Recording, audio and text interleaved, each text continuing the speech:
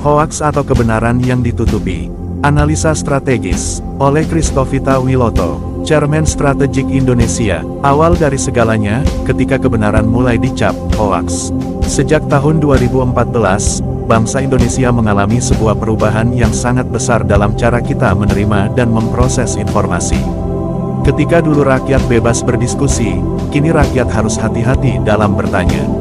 Ketika dulu media bisa menyelidik bebas, kini banyak yang justru takut memberitakan apa adanya. Salah satu tanda zaman itu adalah munculnya label yang sering kita dengar, peringatan hoaks. Kalimat ini muncul di televisi, di media sosial, di papan iklan, bahkan kadang-kadang muncul di kepala kita sendiri. Tapi yang lebih aneh lagi, banyak dari peringatan hoaks itu ternyata justru mengarah pada berita-berita yang seharusnya diselidiki lebih dalam, karena mengandung benih-benih kebenaran yang penting bagi bangsa ini. Pertanyaannya, mengapa hal ini terjadi? Mengapa justru yang layak diselidiki, malah dipadamkan dengan stempel hoaks? Siapa yang takut dan mengapa mereka takut? 1. Kasus ijazah Presiden. Salah satu berita yang paling sering dicap hoaks adalah tentang ijazah Joko Widodo, Presiden Indonesia yang menjabat sejak 2014.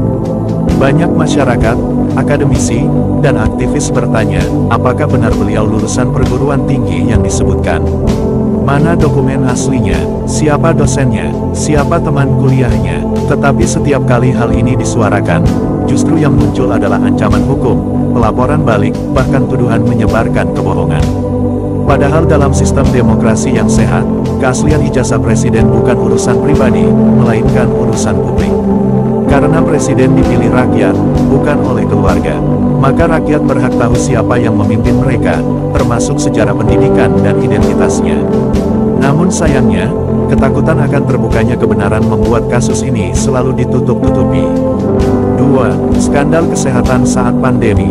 Pada masa pandemi, banyak sekali berita dari masyarakat dan dokter independen tentang obat-obatan yang sebenarnya tidak efektif, alat tes yang bermasalah, vaksinasi yang dipaksakan, serta jumlah kematian yang diduga dimanipulasi. Tetapi siapapun yang bertanya saat itu akan dilabeli penyebar hoaks. Bahkan banyak akun media sosial ditutup, banyak orang ditangkap karena menyuarakan pertanyaan logis. Mengapa demikian? Karena saat itu pemerintah bekerja sama dengan berbagai lembaga dan perusahaan besar yang terlibat dalam pengadaan alat kesehatan dan vaksin. Jika rakyat tahu bahwa ada permainan uang di balik pandemi, maka wajah kekuasaan akan rusak. Ketakutan terhadap hilangnya kepercayaan rakyat membuat pemerintah menutup suara-suara kritis dengan stempel hoaks. 3. Kebakaran hutan dan perusakan alam. Banyak warga lokal di Kalimantan, Papua, dan Sumatera yang mengambil gambar dan video tentang kebakaran hutan, pencemaran sungai, penambangan ilegal, dan penggusuran tanah adat.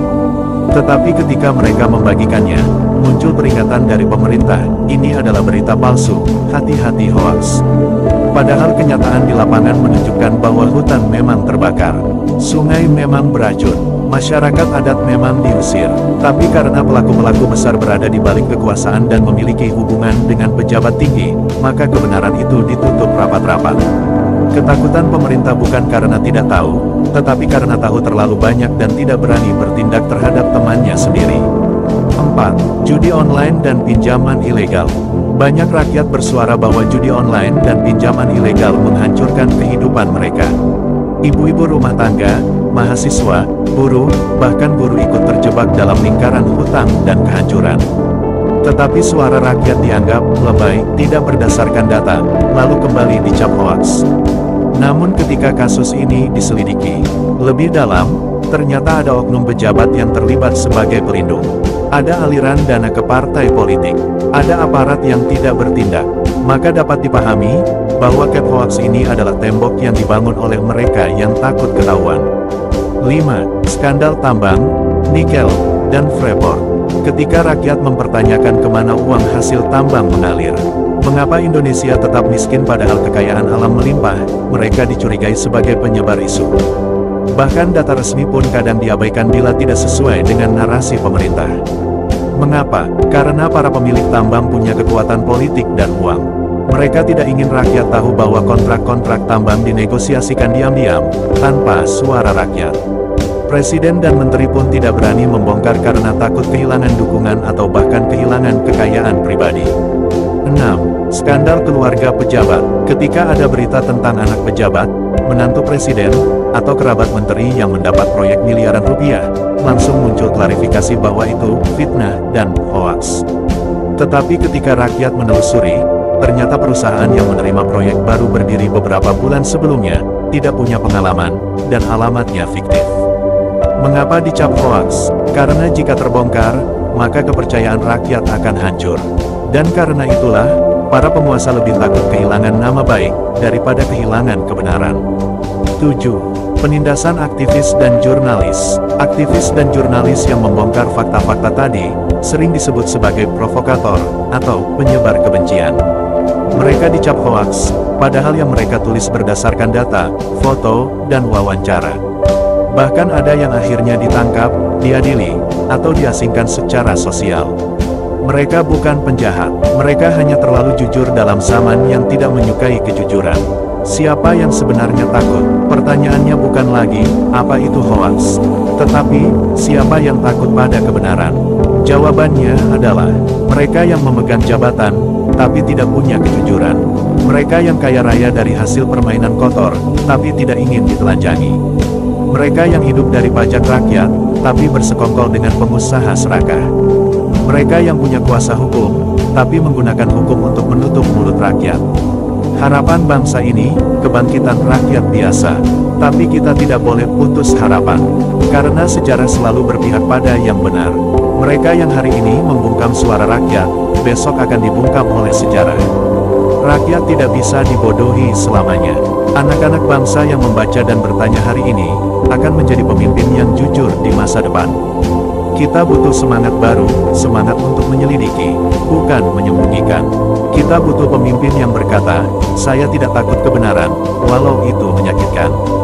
Kita butuh rakyat yang berkata, saya lebih baik dibenci karena jujur, daripada dicintai karena diam. Penting, bila kebenaran disebut hoaks, dan kebohongan dianggap fakta, maka negeri ini sedang berada di ujung kehancuran. Tetapi bila masih ada satu saja suara yang berani berkata benar, maka negeri ini masih punya harapan. Dan saya percaya, suara itu masih hidup di dalam hati rakyat kecil yang tak punya apa-apa selain keberanian untuk berkata. Yang benar tetap benar, yang salah tetap salah, dan yang takut pada kebenaran, adalah yang paling layak diselidiki. Semoga Allah sendiri yang menyatakan kebenaran di tanah air ini. Dan semoga setiap jiwa yang haus keadilan akan dipuaskan oleh kebenaran dari langit. Amin.